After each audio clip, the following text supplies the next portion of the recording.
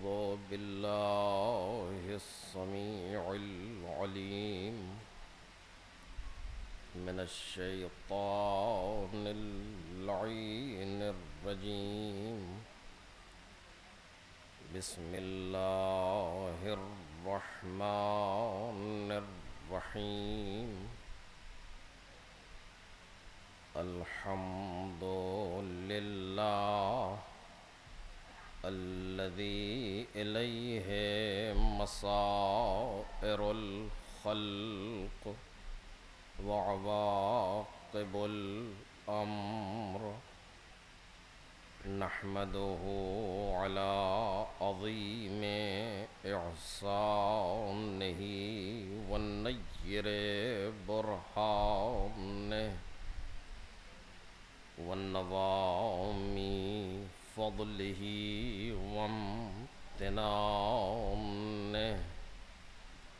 حمدا يكون لحقه قضاء ولشكره أداء وإلى ثوابه مقربا ولحسن مزيده موجبا.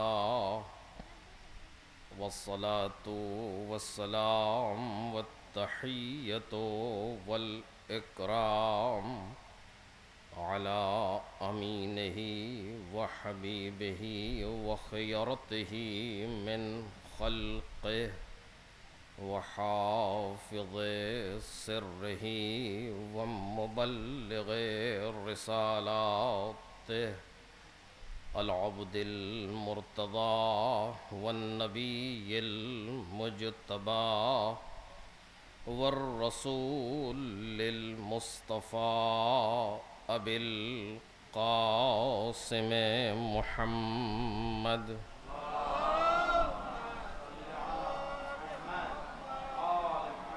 وآله الأطيبين الأطهرين الأكرمين المعصومين المظلومين الذين أذهب الله عنهم الرجس وطهرهم تطهيرا.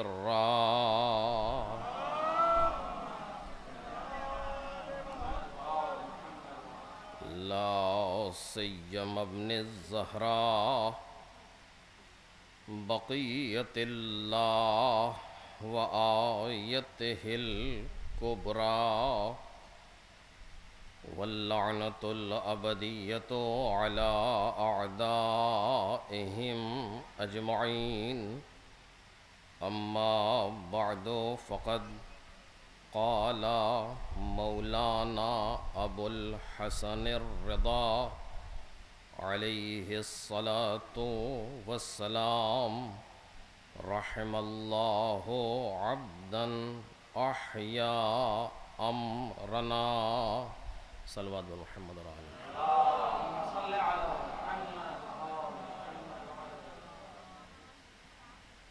بزرگان محترم اور برادران عزیز، جناب امام رضا علیہ السلام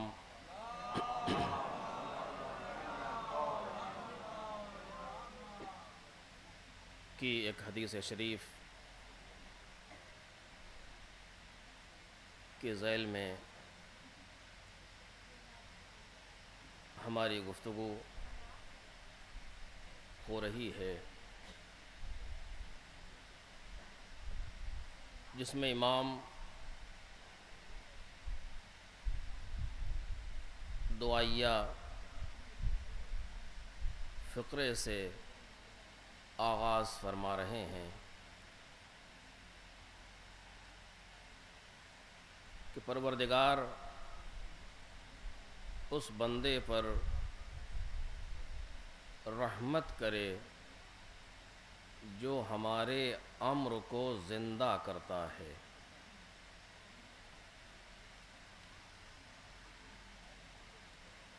کل کی گفتگو اسی مقدمے پر ختم ہوئی تھی، اور آج پھر اسی ضمن میں کچھ عرض کرنا ہے۔ جیسا کہ میں نے کہا کہ یہ ماہ ذی قعد اسی گھر سے ایسا لگتا ہے کہ منسوب ہے۔ پہلی ذی قعد معصومہ قم یعنی امام رضا علیہ السلام کی بہن کی ولادت،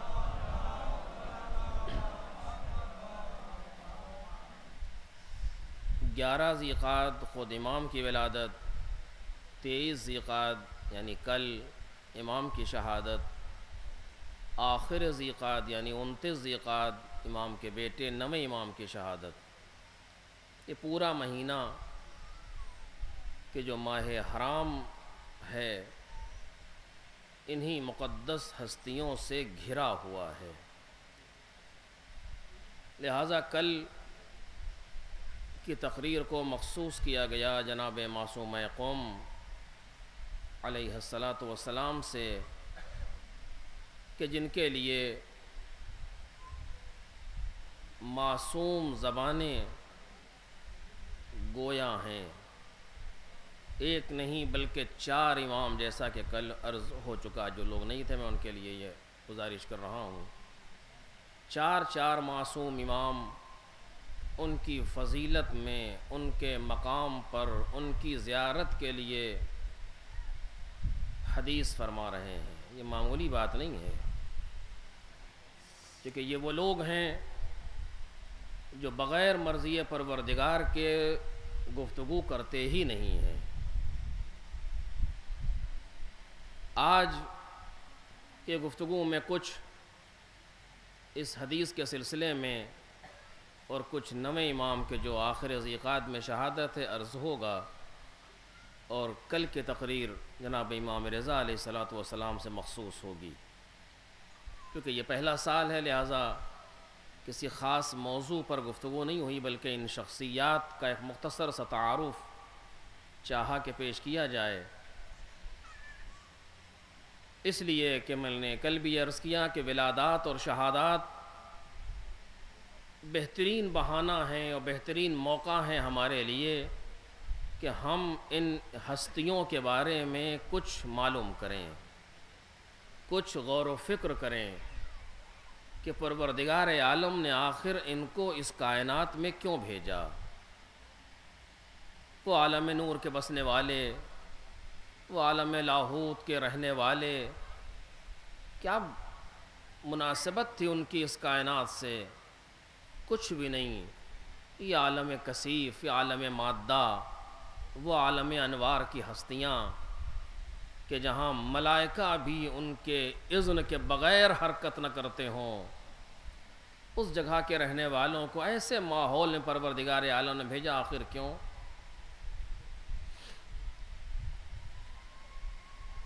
اور یہ ہستیاں اس کائنات میں آئیں، انہوں نے زندگی گزاری اور اس کے بعد اس کائنات سے رخصت ہو گئیں، اور آج جتنا بڑا سرمایہ ہمارے پاس ہے ان کی سیرت کے طور پر دنیا میں کسی کے پاس نہیں ہے۔ یہ ایک حقیقت ہے، اور اسی کے ساتھ ایک درد بھی ہے کہ اتنا بڑا سرمایہ ہونے کے باوجود ہم ان سے کتنا آشنا ہیں، ہم نے انہیں کتنا پہچانا ہے، ہم انہیں کتنا جانتے ہیں۔ شاید میں نے اس سے پہلے بھی عرض کیا ہو، لیکن 2 لفظوں میں کہنا چاہتا ہوں، ان ہستیوں کے لیے کہ جنہوں نے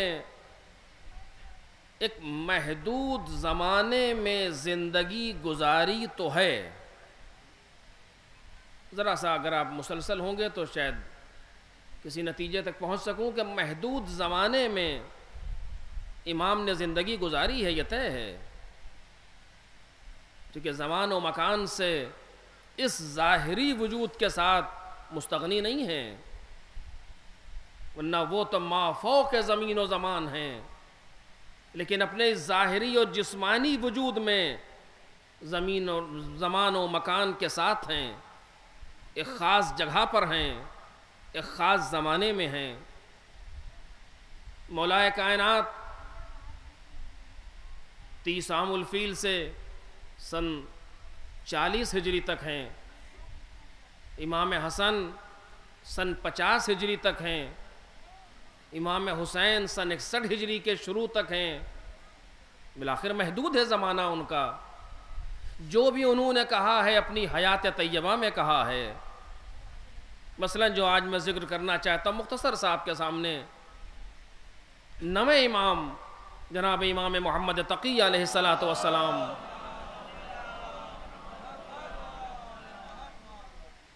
کہ آخر ذیقات میں نے عرض کیا کہ آپ کا روز شہادت ہے، محدود زمانے میں ہیں، ہمارے سارے ائمہ میں سب سے کم سن امام محمد تقی ہیں علیہ السلام، دونوں اعتبار سے کم سن۔ منصب امامت کو ظاہراً سنبھالنے میں بھی سب سے کم سن پہلے، اور دنیا سے رخصت ہونے میں بھی سب سے کم سن اول و آخر۔ آپ کا زمانہ 195 ہجری میں اس کائنات میں تشریف لائے، 195 ہجری، 220 ہجری میں آپ کی شہادت ہے۔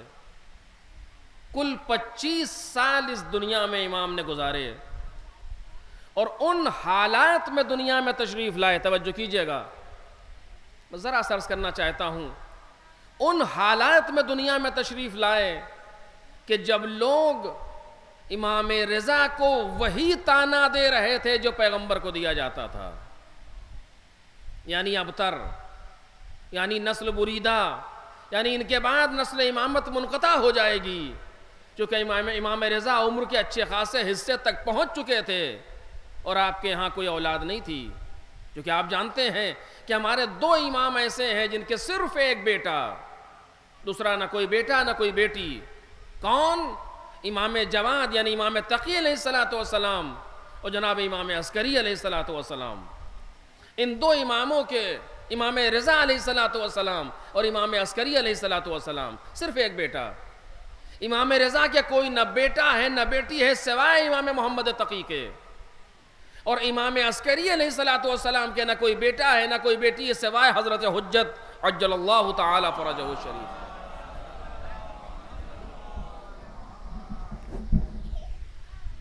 لہٰذا چونکہ آپ کی اولاد نہیں تھی عمر کے ایک اچھے خاصے حصے تک، لہٰذا دشمن تانا دے رہا تھا کہ یہ نسل بریدہ ہیں، یہ ابتر ہیں۔ امام نے کہا نہیں، ایسا نہیں ہے، آنے والا آئے گا۔ پروردگار عالم کا وعدہ ہے کہ وہ زمین کو حجت پروردگار سے خالی نہیں چھوڑے گا، لہٰذا آنے والا آئے گا۔ یعنی آپ سوچیں جو بات میں کہنا چاہ رہا ہوں، جس جملے تک لانا چاہ رہا تھا، عزیزو اگر ہمیں امام کی معرفت نہ ہو تو نتیجہ کیا نکلتا ہے؟ توجہ کیجئے، آج بھی حالات کچھ زیادہ بدلے نہیں ہیں، کچھ چیزیں شوگر کوٹڈ ہیں، کچھ چیزیں ماڈرن ہو گئی ہیں، کچھ چیزیں دوسرے انداز سے ہیں۔ حالات تصور کریں آپ اس وقت کے، ایک طرح سے امام رضا کی بھی سیرت بیان ہو جائے گی اسی جملے میں، اور امام جواد کا تذکرہ بھی ہے۔ پہلا مرحلہ یہ کہ ابتر کا تانا دے رہے ہیں، اور نہیں گھر والے شامل ہیں یہ کہنے میں، جبکہ پیغمبر کہہ چکے ہیں کہ میرے 12 جانشین ہوں گے۔ یعنی معرفت نہ ہونے کا نتیجہ ملاحظہ کریں کہ پیغمبر کے فقرے پر یقین نہیں ہے۔ بھئی امام کو ابتر کا تانا دینا جتنا امام کے شان میں گستاخی ہے، اس سے زیادہ پیغمبر کے شان میں گستاخی ہے۔ ایک صلوات پڑھیں محمد اور آل محمد۔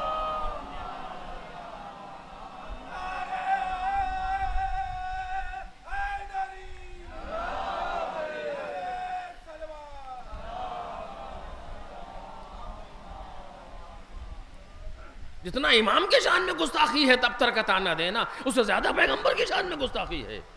چونکہ اس کو تو سب نے لکھا ہے، اہل سنت نے بھی لکھا، تشیعوں نے بھی لکھا کہ پیغمبر نے اعلان کہا کہ میرے بعد میرے 12 جانشین ہوں گے، تبری نے لکھا اس چیز کو۔ ہمارے بعد ہمارے 12 جانشین ہوں گے. جب 12 پیغمبر کہہ چکے تو ہوں گے.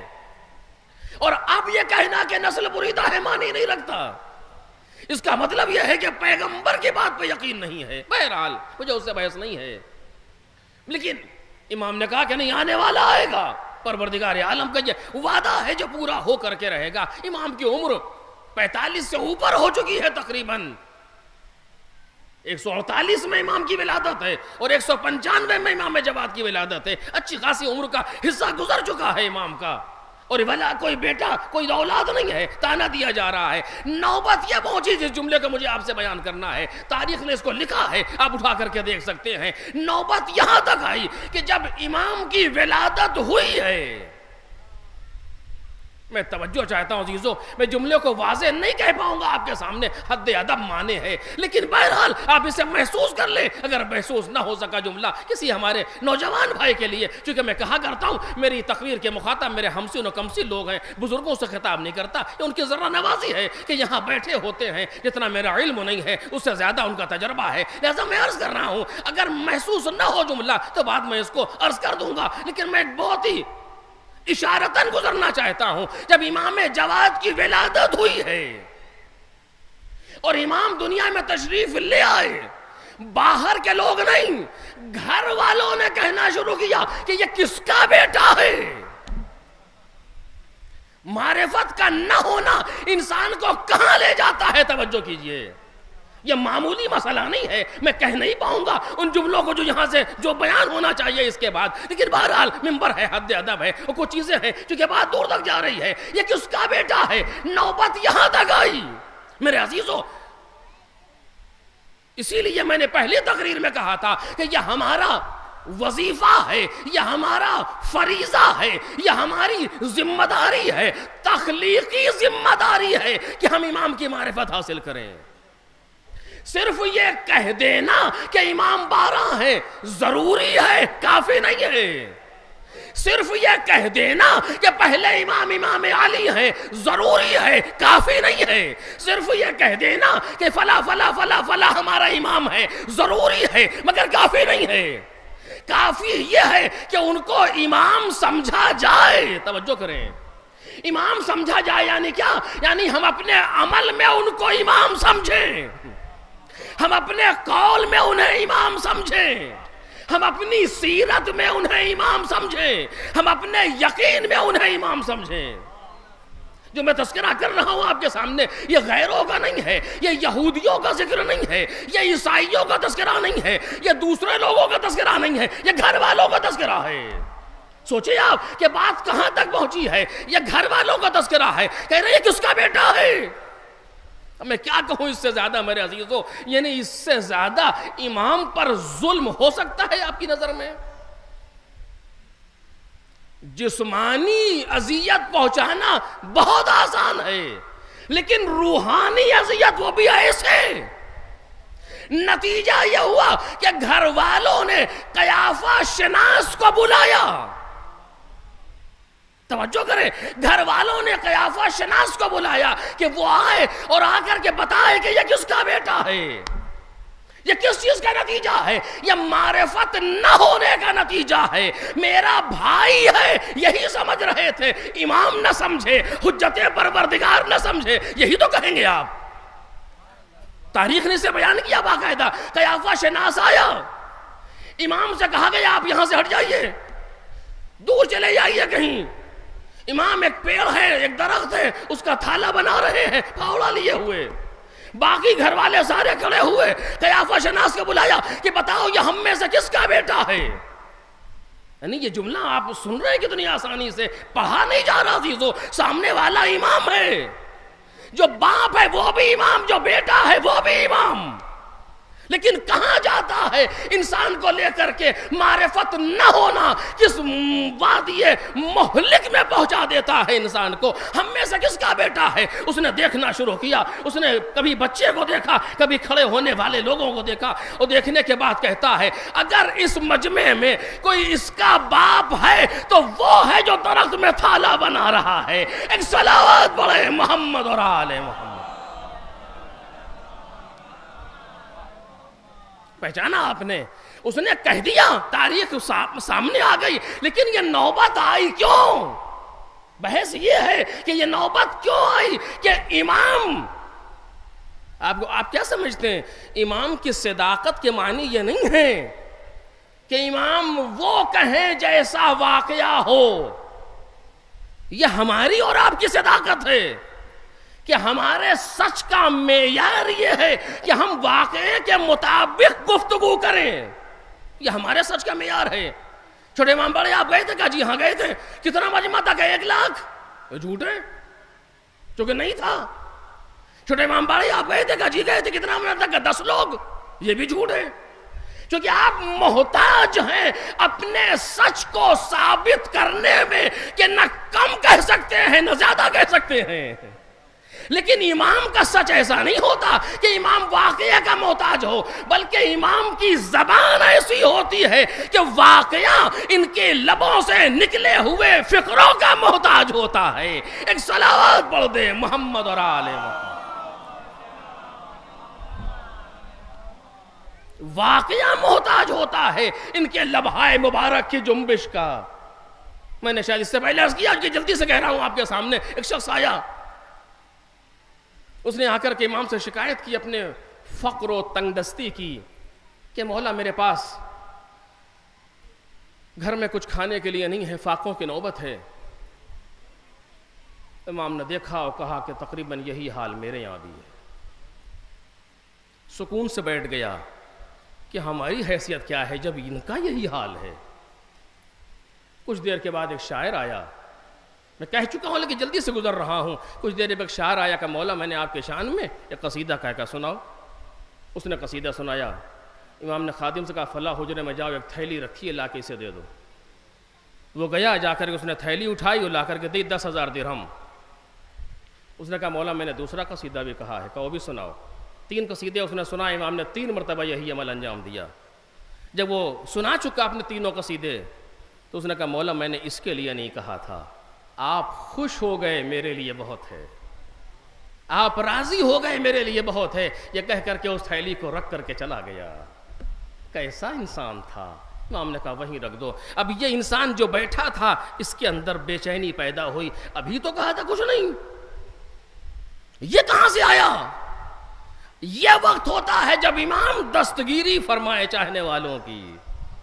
ہمارے ساتھ بھی ایسے کتنے واقعات روز ہوتے ہیں، لیکن کل میں نے کہا تھا ہم اس کو چانس سمجھ کے ٹال جاتے ہیں. چانس تھا، اتفاق تھا، ایسا ہو گیا. اتفاق کچھ نہیں ہے. یہ امام کی مدد ہے جو ہمارے ساتھ ہوا کرتی ہے. ہم نااہل ہیں، ہمیں اندازہ ہی نہیں ہوتا کہ ہوا کیا. امام نے اس کو کہا آؤ چلے دیکھیں. اندر لے کر گیا کہ تم نے تھیلی کہاں رکھی تھی؟ کہ بولو یہیں رکھی تھی.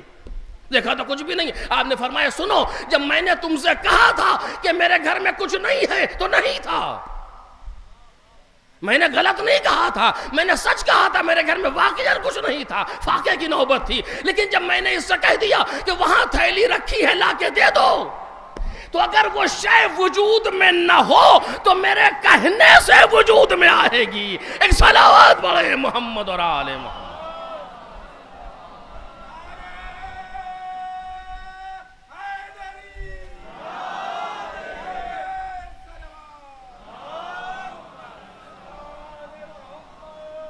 آپ نے اگر نہ بھی ہو تو میرے کہنے سے وہ شے وجود میں آئے گی. جہاں منزل یہ ہے امام کی صداقت کی، وہاں یہ کہا جا رہا ہے کہ یہ بیٹا کس کا؟ کون؟ باہر والے نہیں، گھر والے. نوبت کیوں آئی؟ معرفت نہ ہونے کی بنیاد پر، عدم معرفتی کی بنیاد پر. کیا آج ہمارا کچھ ایسا ہی حال نہیں ہے؟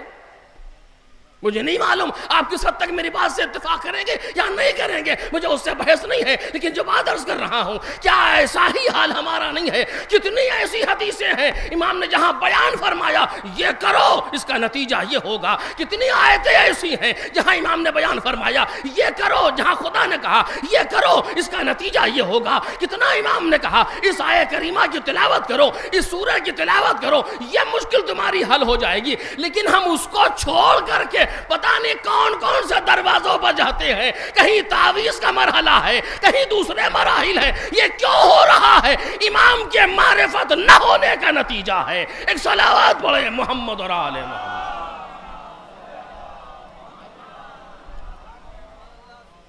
اب بات آ گئی ہے تو میں آپ کے سامنے ایک لفظ کہہ کر کے آگے بڑھ جاؤں. میں یہاں تک سوچ کے نہیں آیا تھا لیکن زبان میں جملہ آ گیا, کہہ کر کے جلدی سے آگے بڑھ رہا ہوں. عزیزو, میں نے اس سے پہلے یہ لفظ کہا تھا, پھر کہہ رہا ہوں آپ کے سامنے, جتنا خدا نے ہمیں اور آپ کو دیا ہے ہم نے اس کے 1000ویں حصے کو نہیں پہچانا. میں پوری ذمہ داری سے آپ کے سامنے گفتگو کر رہا ہوں. اگر وقت ہو تو اس لفظ پر 5 یا 10 پڑھا جا سکتا ہے تاکہ محسوس ہو کہ ہوا کیا. جتنا خدا نے ہمیں اور آپ کو دیا ہے ہم نے اس کے 1000ویں حصے کو نہیں پہچانا.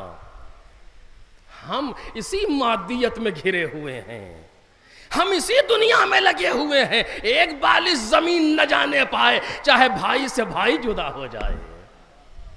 اگر پوسٹر میں ہولڈنگ میں نام کا فونٹ چھوٹا چھوٹا ہو جائے تو تیوریوں پر بل پڑ جاتے ہیں.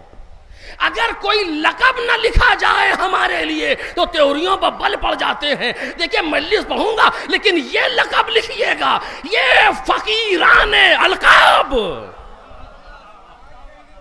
یہ کیا دین کی خدمت کر سکتے ہیں جو القاب کے پیچھے مرے جا رہے ہوں. ان کی حیثیت کتنی ہے دنیا کے اندر. ایک صلوات پڑھیں محمد اور آل محمد.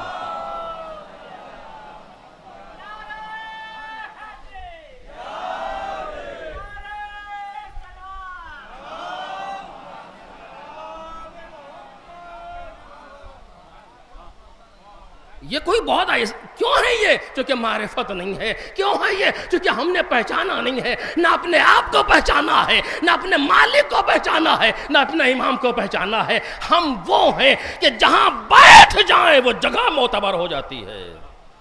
میں اپنے لیے نہیں عرض کر رہا ہوں, میں تو کائنات میں کچھ بھی نہیں ہوں, لیکن ایک امام کا چاہنے والا, اس کی حیثیت اتنی ہے کائنات میں. ہم نے ابھی پہچانا کہاں ہے؟ 1000ویں حصے کو نہیں پہچانا جو پروردگار عالم نے ہمیں اور آپ کو دیا ہے. کبھی وقت ہوگا میں اس پر تفصیل سے آپ کے سامنے گفتگو کروں گا. صرف آج ایک مختصر سا واقعہ کہہ کر کے آگے بڑھنا چاہتا ہوں.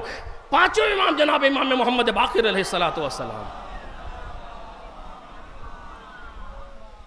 کے پاس ایک شخص آیا اور آ کر کہتا ہے, مولا ما حق المومن علی اللہ. عجب فقرہ. تاریخ میں ائمہ طاہرین سے ایسے سوالات بہت کم کیے گئے. ایسے سوالات ہیں, میں نے عرض کیا ہے اور بعد میں بھی عرض کروں گا, لیکن بہت کم ہیں ایسے سوالات جو امام سے کیے گئے. مولا کائنات کہتے ہیں, میں زمین کے راستوں سے زیادہ آسمان کے راستوں کو جانتا ہوں. جو پوچھنا ہو پوچھ لو اس کے پہلے کہ تم مجھے کھو دو. اب پوچھنے والا پوچھتا ہے, یا علی ہمارے سر میں بال کتنے ہیں؟ دیکھ رہے ہیں آپ, یعنی یہ سوال سن کر کے انسان کو ہارٹ اٹیک ہونا چاہیے کہ جو کہاں کی گفتگو کر رہا ہے اور کیا پوچھا جا رہا ہے. بہت کم سوالات ایسے ہیں تاریخ میں جو امام سے درست سوالات کیے گئے. اس میں سے ایک سوال یہ ہے, ما حق المومن علی اللہ. مولا یہ بتائیے کہ مومن کا حق اللہ پر کیا ہے. یعنی سوال یوں ہونا چاہیے تھا کہ اللہ کا حق مومن پر کیا ہے, لیکن یہ الٹا سوال کر رہا ہے. الٹا نہیں کہہ رہا ہے, سمجھ رہا ہے کہ کیا کہہ رہا ہے.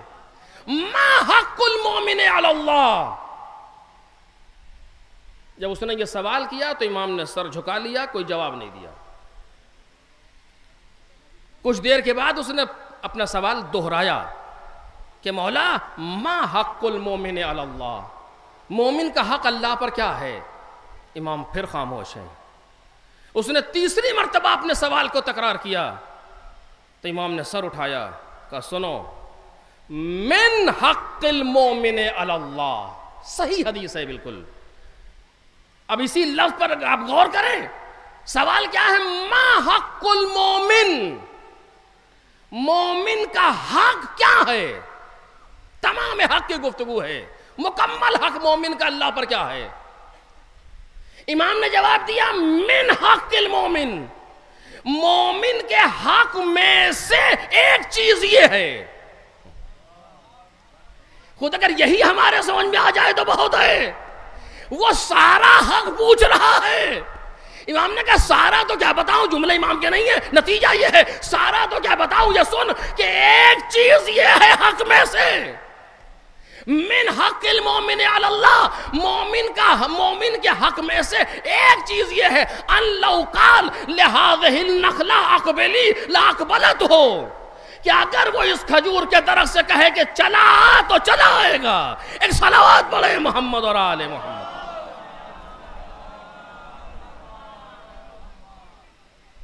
اچھا یہ جملہ کس کے لیے تھا؟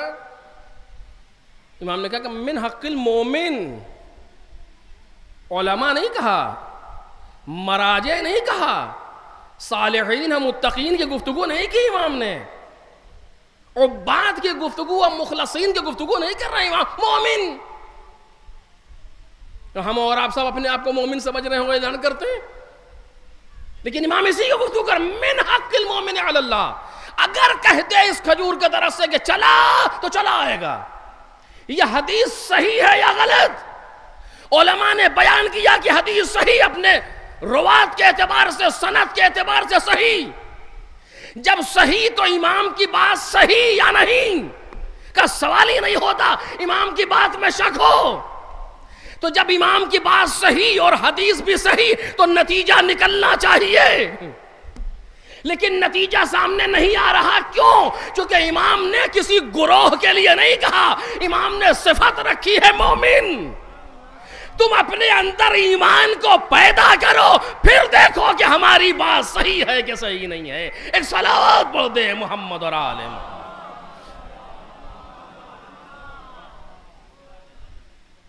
آپ نے پہچانا یہ حق مومن ہے اللہ پر، یعنی ہم نے پہچانا اپنے آپ کو، ابھی وہ سوال ہی نہیں پیدا ہوتا۔ امام نے اتنا کہا تھا کہ وہ درخت چل دیا اپنی جگہ سے۔ امام نے کہا کہ ارجعی الی مکانکی، پلٹ جا اپنی جگہ پر، واپس ہو گیا، دونوں باتیں سمجھا دیں۔ مومن کا حق یہ ہے کہ اگر کہے تو آئے گا، میں امام وقت ہوں، ہمارے حق کو پہچانو کہ کہا نہیں ہے، کہا نہیں ہے ابھی آنے کے لیے، صرف مقام مثال میں اشارہ کیا۔ ایک صلوات پڑھے محمد اور آل محمد۔ بالآخر میں عرض کر رہا تھا کہ ہم نے نہیں پہچانا اپنے آپ کو، نہ خود کو پہچانا نہ انہیں پہچانا۔ خود ایک مستقل موضوع ہے جس پر گفتگو ہونے چاہیے، لیکن میں آگے بڑھنا چاہتا ہوں۔ عزیزو، پروردگار عالم نے ان ہستیوں کو جس لیے بھیجا تھا، ہمارے لیے ضروری ہے ہم ان کے بارے میں معلوم کریں، کون تھے، کیوں آئے تھے، کیا کیا کائنات کے اندر، کیا پیغام دیا ہمیں اور کہاں چلے گئے۔ میں جو عرض کر رہا ہوں کہ نتیجہ یہ نکلا تھا، قیافہ شناسا کر کے بتائے کہ یہ فرزند کس کے ہیں۔ امام 195 ہجری میں دنیا میں آئے، رجب میں، اور ذیقعد 203 ہجری میں امام رضا کی شہادت۔ 8 سال کی عمر تھی امام جواد علیہ السلام کی، امام تقی علیہ السلام کی 8 سال کی عمر، کہ جب باپ کا سایہ سر سے اٹھ گیا۔ کل عرض کروں گا، ایسے حالات میں دونوں طرف سے مشکل ہے، چاہنے والے بھی پریشان ہیں، دشمن بھی اپنی چال میں۔ اس نے کہا 8 سال کا بچہ کیا امامت کرے گا، چاہنے والے بھی گھبرا رہے ہیں۔ آپ سوچئے ایک 8 سال کے بچے کے سامنے امام وقت کے عنوان سے اپنے آپ کو خم کر دینا، یہ مذاق نہیں ہے۔ آج ہمیں آسان لگ رہا ہے، نویں امام جناب امام محمد تقی علیہ السلام، ان سے پوچھئے کہ جن کی معرفت کا عالم یہ ہے کہ پوچھ رہے ہیں کس کا بچہ یہ، وہ ایمان تسلیم کر لیں۔ 8 سال کی عمر میں کتنے مشکلات اس زمانے میں ہے، دشمن بھی اپنی چال میں ہے، کوئی موقع مل جائے تو سلسلہ امامت ہی منقطع ہو جائے۔ ایسے عالم میں ضروری ہے کہ امام اپنے آپ کو منوائے تاریخ کے اندر، تاکہ دشمن کی چال ناکام ہو، دوستوں کے دل میں اطمینان پیدا ہو۔ ایک صلوات پڑھے محمد اور آل محمد۔ بس میں زیادہ اس پر عرض نہیں کروں گا، بات اپنے آخری مرحلے میں، کیونکہ حدیث کو بھی تھوڑا سا بیان کرنا ہے۔ عزیزو، ایسے عالم میں قدرت نے انتظام کیا۔ امام کا بچپنا ہے، مدینے بہت سے واقعات ہیں، لیکن میں نہیں بیان کرنا چاہتا چونکہ موضوع صرف اشارتاً گزرنا ہے امام کے ساتھ. مامون رشید مدینے آیا. اس نے دیکھا، یعنی خود امام رضا کا قاتل، اس نے دیکھا کہ مدینے میں کچھ بچے ہیں جو کھیل رہے ہیں. جیسے ہی مامون کی سواری کو آتے دیکھا سارے بچے بھاگ گئے، ایک کھڑا ہے. قریب آیا، کہا صاحبزادے آپ کیوں نہیں گئے؟ کہا کہ چونکہ میں نے کوئی خطا نہیں کی تھی کہ بھاگتا، اور تیرے لیے ایسا سوء ظن نہیں رکھتا ہوں کہ تیرے گناہ پریشان کرے گا. یہ سنا، سمجھ گیا کہ یہ کوئی معمولی بچہ نہیں ہے، چپ سے چلا گیا. واپس آیا، دیکھا پھر وہ بچہ اسی مقام پر ہے. یہ انتظام قدرت ہے امام کے لیے. کہ یہ بتاؤ میری مٹھی میں کیا ہے؟ امام نے چہرہ دیکھا. عمر کتنی؟ 8 سال. اگر کہہ دیتے کہ یہ ہے، دنیا کہتی اتفاق تھا کہ صحیح کہہ دیا. کہانی پروردگار عالم نے دریا پیدا کیے ہیں، دریا میں چھوٹی چھوٹی مچھلیاں پیدا کی ہیں. ابر ان مچھلیوں کو اڑا کر کے اوپر لے جاتے ہیں. بادشاہان وقت اپنے شکاری باز کو بھیجتے ہیں، وہ شکاری باز ان مچھلیوں کا شکار کرتا ہے، اور پھر بادشاہان وقت انہیں لا کر کے آل محمد کے علم کا امتحان لیتے ہیں. ایک صلوات پڑھے محمد اور آل محمد.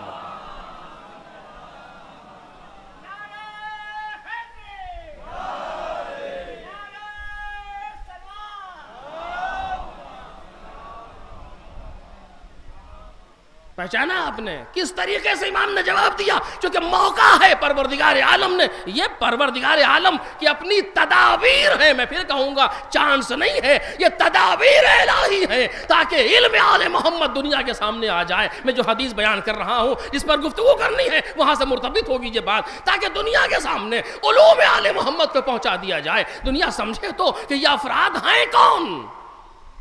مامون وہیں سے امام کو لے کر کے اپنے ساتھ بغداد آیا، اور اس نے اپنی بیٹی کی شادی کرنا چاہی امام سے. چال، چونکہ موضوع امام نہیں ہے ورنہ میں اور اس پر تفصیل سے عرض کرتا. چال، لوگوں نے مخالفت شروع کی، عباسی خاندان کے لوگوں نے. وہ سوچ رہے تھے اگر یہ منتقل، اگر شادی ہو گئی تو مامون کے بعد منتقل ہو جائے گی حکومت پھر علوی خاندان میں. بہانہ کیا بنا ہے؟ کہ یہ بہت چھوٹے ہیں، ابھی ان کو ابھی چیزوں کا علم نہیں ہے اتنا. مامون نے کہا کہ تم سمجھتے ہو کہ یہ چھوٹے ہیں، سن کو مت دیکھو، یہ اہل بیت کے گھرانے کی فرد ہے. پہچانا آپ نے؟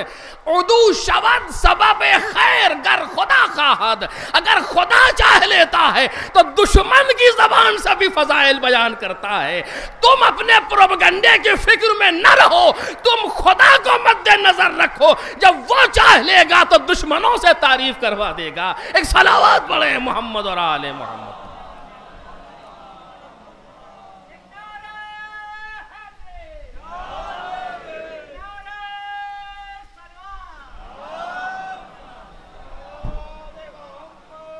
جب وہ خدا چاہ لے گا تو وہ پھر کیا کیا کرتا ہے، اسے سب کچھ آتا ہے. حدیث قدسی اعلان کر رہی ہے، یا ابن آدم اطعنی فیما امرتک ولا تعلمنی ما یصلحک انا اعلم بہ. اے من آدم کی اولاد، جس کا میں نے حکم دیا ہے اس کو انجام دے. مجھے نہ سکھا کہ تیرے لیے مصلحت کیا ہے، میں خوب جانتا ہوں. میں خوب جانتا ہوں تجھے کب کیا دینا ہے. ابھی جملہ آ ہی گیا ہے میرے عزیزو. وہ خدا، ایک لفظ پروردگار عالم کی لفظ کرنا چاہتا ہوں، وہ خدا کہ جب ہمیں مانگنے کا شعور بھی نہ تھا تب وہ ہمیں دے رہا تھا. نہ ہمارے باپ کو پتا تھا کہ کیا ہو رہا ہے، نہ ہماری ماں جانتی تھی کہ کیا ہو رہا ہے. کوئی دست قدرت تھا جو تصویر کشی کر رہا تھا، اور اس نے جو دے دیا دے دیا. اگر نہ دیتا تو پوری کائنات لگ جاتی، دے نہیں سکتی تھی. اگر بولنے کی طاقت نہ دیتا تو پوری کائنات لگ جاتی، گویا نہیں کر سکتی تھی۔ اگر سماعت نہ دیتا تو پوری کائنات ایک طرف ہو جاتی، سماعت دے نہیں سکتی تھی۔ شاید یہی وجہ تھی کہ قدرت نے بعض کو بہرا پیدا کیا، بعض کو اندھا پیدا کیا، بعض کو گونگا پیدا کیا، جبکہ اس میں اور دلائل بھی موجود ہیں، اسے نہیں عرض کرنا چاہتا، تاکہ جب بہرے کو دیکھو تو اپنے کانوں کا استفادہ صحیح کرو۔ جب کسی گونگے پر نظر پڑے تو شکر پروردگار کرو کہ اس نے بولنے کی صلاحیت دی ہے۔ جب کسی اندھے پر نظر پڑے اپنی بصارت کا شکریہ کرو، اس کا مذاق نہ اڑاؤ، اپنے آپ کو سجدے میں رکھ لے جاؤ۔ ایک صلوات پڑھ دے محمد اور آل محمد۔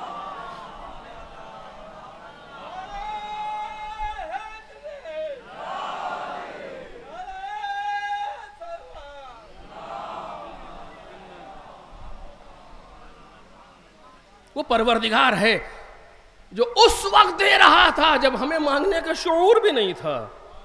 آج آپ کے سامنے میں موجود بول رہا ہوں، آپ میرے سامنے بیٹھے ہوئے ہیں، یہ ہاتھ ہم نے خود مانگا تھا یا اس نے بے مانگے دیا ہے؟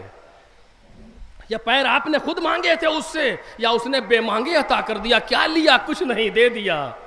خود سوچ ہے انسان، جب اس نے بغیر مانگے اتنا دے دیا، جو اتنا سخی ہو، جو اتنا دینے والا ہو، جب بغیر مانگے اتنا دے رہا ہے تو اگر بندہ اس کے سامنے ہاتھ پھیلا دے تو وہ کتنا عطا کرے گا؟ ایک صلوات پڑھ دے محمد اور آل محمد۔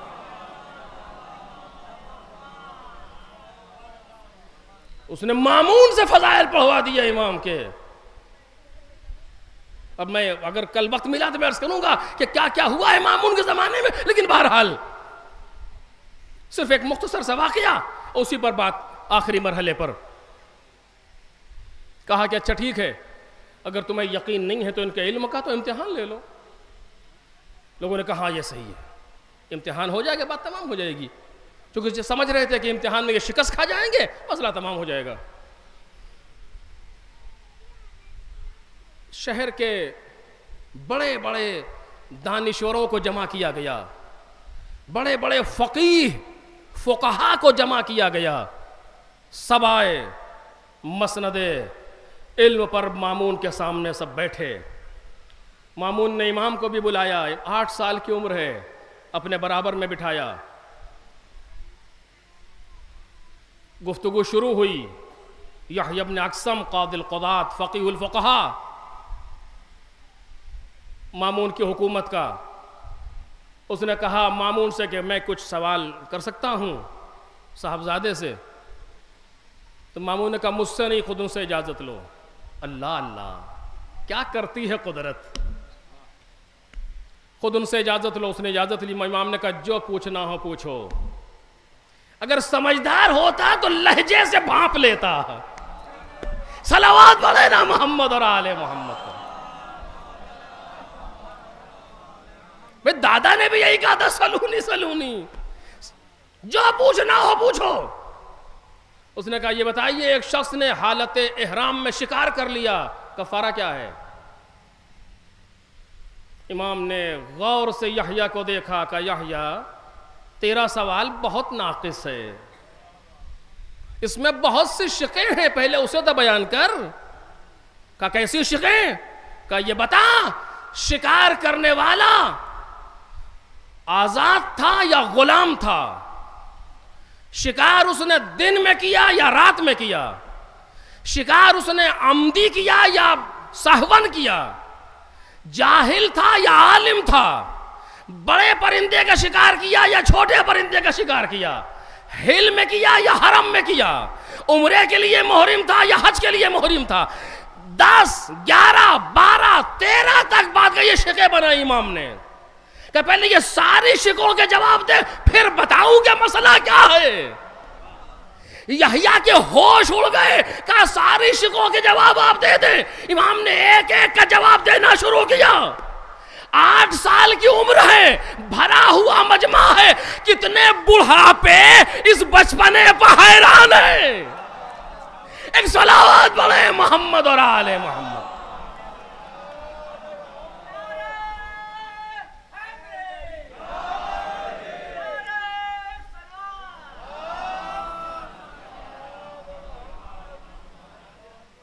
میں یہ واقعہ آپ کا سنا ہوا ہے ہزاروں بار کا، لیکن میں نے اس کو صرف ایک لفظ کے لیے آپ کے سامنے بیان کیا ہے. توجہ کیجئے گا، تاریخ نے لکھا کہ امام نے ایک مجلس، یعنی ایک جلسے میں، مجلس سے مراد یہ مجلس نہیں، ایک جلسہ، ایک میٹنگ میں امام نے 20 ہزار 30 ہزار سوالوں کے جواب دیے.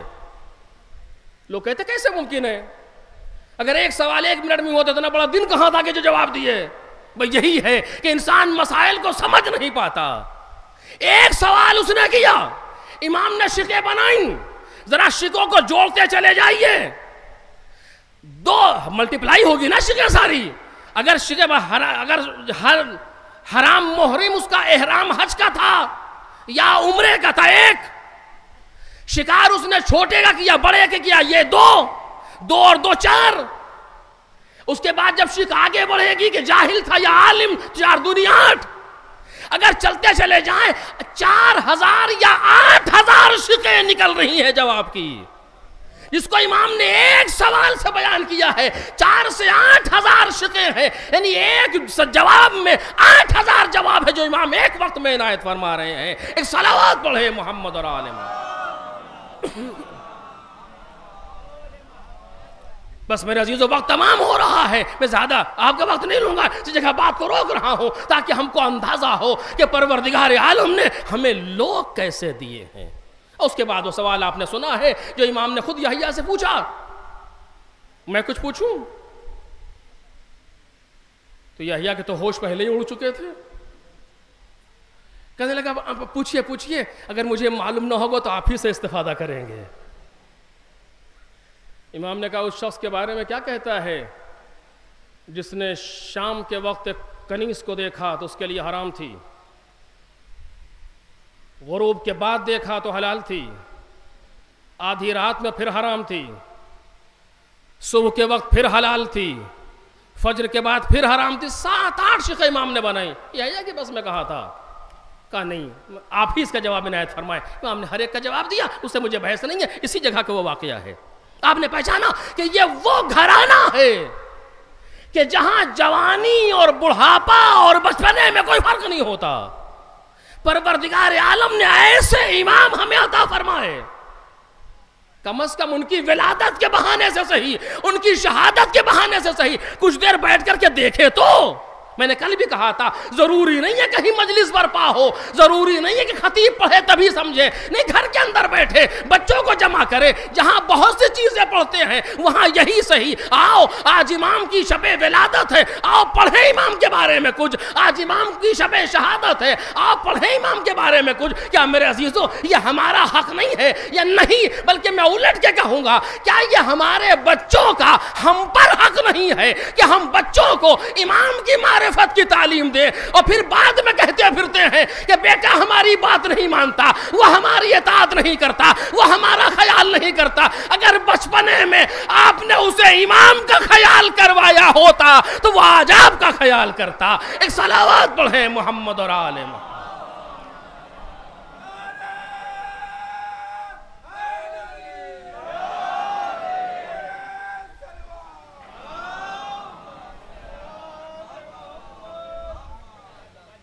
بس عزیزوں، میں نے تمام کر دی گفتگو، حدیث کا صرف ترجمہ کروں گا، باقی باتیں کل آپ کے سامنے انشاءاللہ. جناب امام رضا علیہ السلام، اس کہنے کے معنی یہ نہیں ہے کہ اولاد کو حق حاصل ہے کہ باپ کی شان میں گستاخی کرے، لیکن بالآخر کہیں ہم باپ کے عنوان سے مقصر تو ہیں. ہم سے کئی لوگوں نے کہا ایسا ہو گیا اور ویسا ہو گیا، میں سنتا رہا کیا کہتا، سوچا پلٹ کے پوچھ لوں، معاف کیجئے گا، آپ نے بچے کے ساتھ کیا کیا ہے؟ اب ظاہر سی بات ہے جو آپ کے ہاں مسئلہ مشہور ہے کہ جو بویا ہے کٹیے، لیکن اس کے معنی یہ نہیں ہے کہ ہم باپ کا خیال نہ کرنے، سوال ہی نہیں پیدا ہوتا. وہ اپنا جواب اپنی قبر میں دیں گے، ہم اپنا جواب اپنی قبر میں دیں گے. ایسا نہیں ہے کہ ان کے گناہ کا ہم سے پوچھا جائے گا یا ہماری تقصیر ان سے پوچھی جائے گی، سوال ہی نہیں پیدا ہوتا. ہر انسان کو اس کی اپنی قبر میں لٹایا جائے گا اور اس سے اس کے بارے میں سوال کیا جائے گا. لیکن بالآخر جو لوگ ابھی جوان ہیں، جو شادی شدہ نہیں ہیں یا شادی ہونے والی ہے یا ہو چکی ہے، چھوٹے بچے ہیں، دھیان رکھیں ان بچوں کے لیے. بچوں کا حق ہے، ایسا نہ ہو کل بچہ قیامت کے دن ہمارا گریبان پکڑے، تم نے کیوں نہیں بتایا امام کے بارے میں، میں ہمیں. یہ کیوں کہہ رہا ہوں؟ ایک حدیث کے سہارے سے، کہ حدیث نے کہا کہ حق الولد علی الوالد ان یحسن اسمہ، اولاد کا حق باپ پر یہ ہے، حق اولاد کا حق باپ پر یہ ہے کہ اس کا اچھا نام رکھے. یہ حق ہے. اگر کسی نے برا نام رکھ دیا اپنی اولاد کا تو قیامت کے دن اولاد باپ کا گریبان پکڑ لے گی، تم نے میرا برا نام کیوں رکھا تھا؟ جو اسلام نام کی حد تک حق جانتا ہے وہ تربیت اور معرفت امام پر کتنا حق جانے گا. یہ بہرحال مجھے اس سے گفتگو نہیں ہے. امام کی جو حدیث میں نے آپ کے سامنے کیا، آج اس کا صرف ترجمہ کر رہا ہوں، گفتگو انشاءاللہ کل. امام نے کہ ہاتھ دعا کے لیے بلند ہیں، رحم اللہ عبدن، خدا ایسے بندے پر رحمت نازل کرے، یا خدا ایسے بندے پر رحم کرے. کیسا بندہ؟ احیا امرنا، جو ہمارے امر کو زندہ کرتا ہے. توجہ کرو میرے عزیزوں، بس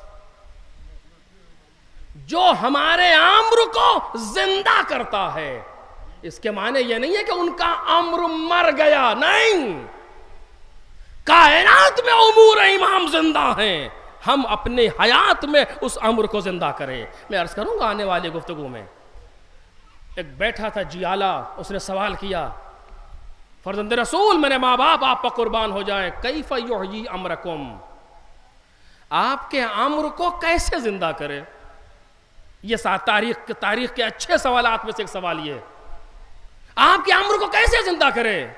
امام نے فرمایا یتعلم علومنا ویعلمها الناس، ہمارے علوم کو سیکھے اور پھر جا کے لوگوں کو سکھائے. پہچانا آپ نے؟ یعنی اگر ہمیں جناب امام رضا علیہ السلام کی دعا لینی ہے، دعائے رحمت ہمیں لینی ہے امام کے لیے، یا ہم چاہتے ہیں کہ امام رضا علیہ السلام ہمارے لیے دعائے رحمت کرے، تو نسخہ یہ ہے یا نہیں؟ کوئی شک ہے حدیث میں؟ نہیں، معتبر کتب کے اندر سند کے ساتھ موجود ہے. قیل کیف یحیی امرکم، کیسے آپ کے امر کو زندہ کرے؟ کہ یتعلم علومنا ویعلمها الناس، ہمارے علوم کو سیکھو اور جا کے لوگوں کو سکھاؤ. صیغہ غائب کا ہے، ہمارے علوم کو سیکھے اور جا کے لوگوں کو سکھائے. اب اس کے بعد جو فقرہ امام نے کہا ہے وہ نہایت قیمتی ہے. فَإِنَّ النَّاسِ لَوْ عَلَمُوا مَحَاسِنَ كَلَامِنَا لَاتَّبَعُونَا، اگر لوگ ہمارے کلام کی خوبیوں کو جان لیں گے تو ہمارا اتباع کریں گے. پہچانا آپ نے؟ اگر لوگ ہمارے کلام کی خوبیوں کو، یہ کلیہ ہے امام کا، ایک قانون ہے جو امام دے رہے ہیں، اگر لوگ ہمارے کلام کی خوبیوں کو جان لیں گے تو ہمارا اتباع کریں گے. آپ یہ نہ سمجھیں کہ کائنات کے سارے لوگ معاند ہیں ہمارے علاوہ، غلط ہے یہ جملہ. برادران اہل سنت کے لیے بھی نہیں کہا جا سکتا ایسا جملہ، نہیں، سوال ہی نہیں پیدا ہوتا. کتنے ایسے ہیں کائنات کی 99.9% جمعیت وہ ہے جو غافل ہیں، جنہیں پتہ نہیں ہے امام کے بارے میں. اور میں سخت جملہ یہاں سے کہہ رہا ہوں میرے عزیزو، نہیں معلوم آپ اسے ساتھ دیں گے یا نہیں محسوس کریں گے، لیکن میں کہوں گا کہ ہم نے اپنے اماموں سے زیادہ امام کے دشمنوں کا تذکرہ یہاں سے کیا ہے. سچ کہہ رہا ہوں آپ سے، اگر ہم نے ان کے مخالفین کا ذکر یہاں سے نہ کیا ہوتا، آج کوئی مخالف تاریخ کے دامن میں زندہ نہ ہوتا. ہم نے زندہ رکھا ہے انہیں، ہماری نااہلی نے انہیں زندہ رکھا ہے. اگر ہم صرف اس جگہ سے آل محمد کا ذکر کر رہے ہوتے، آج ہر گلی اور ہر کوچے میں یا علی اور یا حسین ہو رہا ہوتا. لیکن ہماری نااہلی نے یہ کیا ہے. دلیل کیا ہے؟ دلیل بس صرف ایک دے رہا ہوں اور آپ اسے محسوس کریں گے. دلیل یہ ہے کہ آج مخالفین کو بھی صرف وہی نام یاد ہے جو ہم نے یہاں سے بتائے ہیں، اس کے علاوہ انہیں پتہ بھی نہیں ہے تاریخ میں کون لوگ تھے. کیوں ہوا ایسا؟ کیونکہ ہم انہیں زندہ رکھے ہوئے تھے. امام نے کیا کہا فَإِنَّ النَّاسَ لَوْ عَلِمُوا مَحَاسِنَ كَلَامِنَا، اگر ہمارے کلام کی خوبیوں کو جان لیں گے، یعنی امام نے بتا دیا انڈائریکٹ طریقے سے تمہیں تذکرہ ضرورت ہی نہیں ہے کسی اور کا تذکرہ کرنے کا، تم ہماری خوبیوں کو سیکھو اور سکھاؤ، اس کا نتیجہ یہ ہوگا کہ ہر زبان کہے گی یا علی، ہر زبان کہے گی یا حسین۔ ایک صلوات پڑھ دے محمد اور آل۔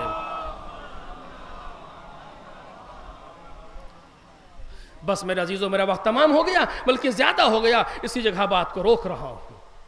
آج چونکہ گفتگو جناب امام جواد کے لیے میں کر رہا تھا، بس 2 جملے اور بات تمام۔ یہ سب سے کم سن امام تھے جو اس دنیا سے تشریف لے گئے، صرف 25 سال کی عمر۔ معتصم کے دور میں ام الفضل یعنی امام کی زوجہ نے امام کو زہر دیا۔ اہلیہ تو نہیں کہہ سکتا، زوجہ جس نے امام کو زہر دیا۔ خدا نہ کرے کوئی اپنے گھر میں غریب ہو، کوئی اپنے گھر میں تنہا ہو، اس کا مزہ پیغمبر نے بھی چکھا، اس کا مزہ دوسرے اماموں نے بھی چکھا، امام حسن نے بھی چکھا۔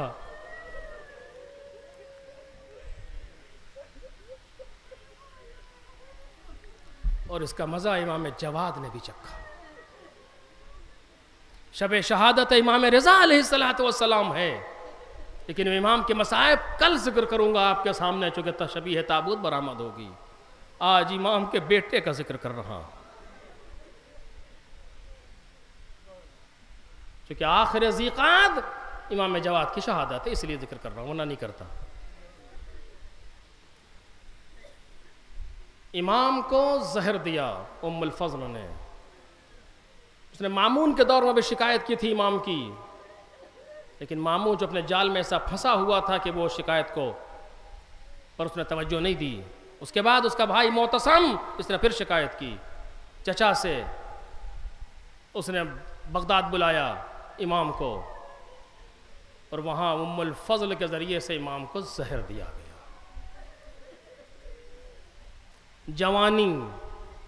جوانی میں یوں بھی پیاس لگتی ہے، اس پر زہر غالباً دن میں روزے سے تھے، افطار کے وقت جو شربت ہے اس میں زہر، پیتے ہی امام پر اثر طاری ہوا۔ امام نے دیکھا ام الفضل تو نے کیا کیا میرے ساتھ؟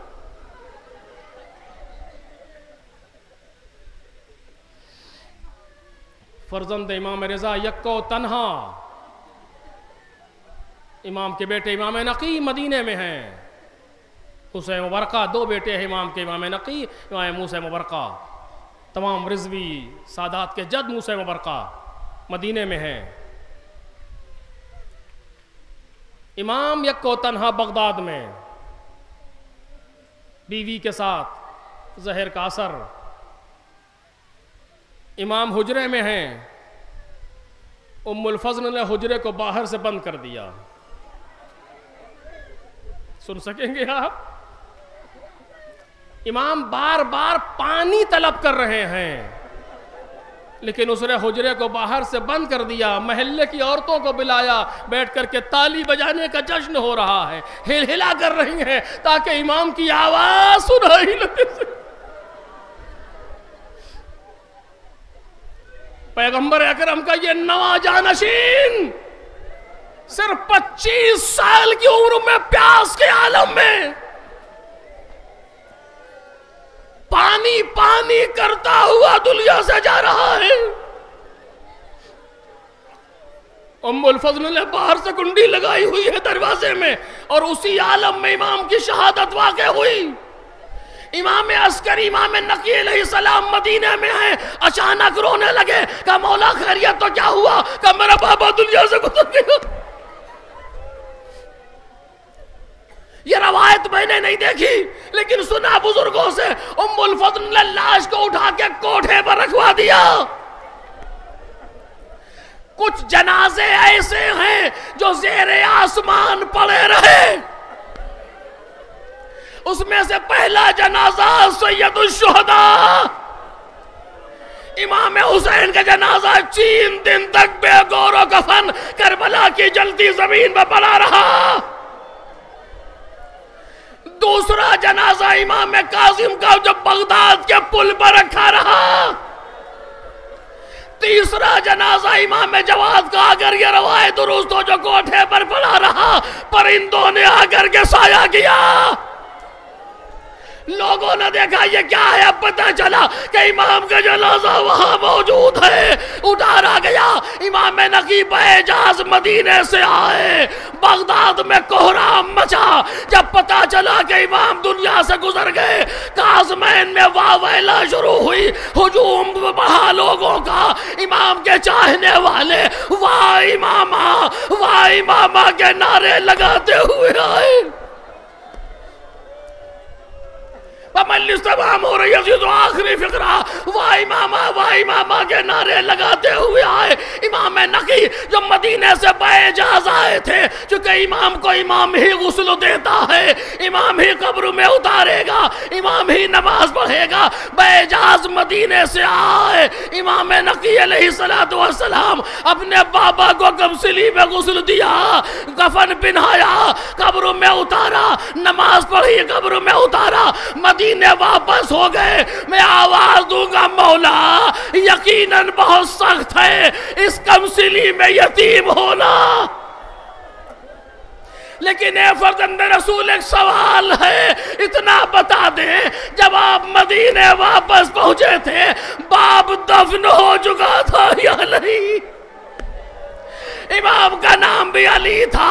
اے مولا یہ مصیبت صرف ایک بیٹے کے لیے تھی جو اپنی آنکھوں سے دیکھتا رہا کہ باپ کا جنازہ جلتی زمین پر پڑا ہوا ہے. خدا کسی بیٹے کو وہ منظر نہ دکھائے جو کربلا میں سید سجاد نے دیکھا.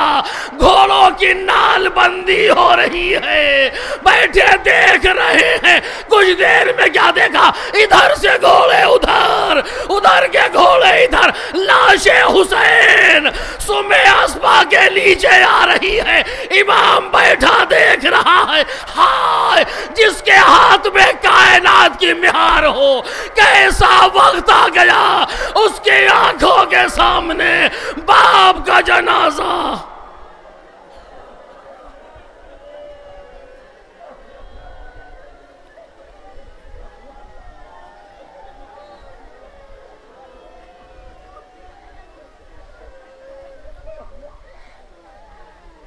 سَيَعْلَمُ الَّذِينَ ظَلَمُوا أَيَّ مُنْقَلَبٍ يَنْقَلِبُونَ أَلَا لَعْنَةُ اللَّهِ عَلَى الْقَوْمِ الظَّالِمِينَ. إِنَّا لِلَّهِ وَإِنَّا إِلَيْهِ راجعون. ماتم.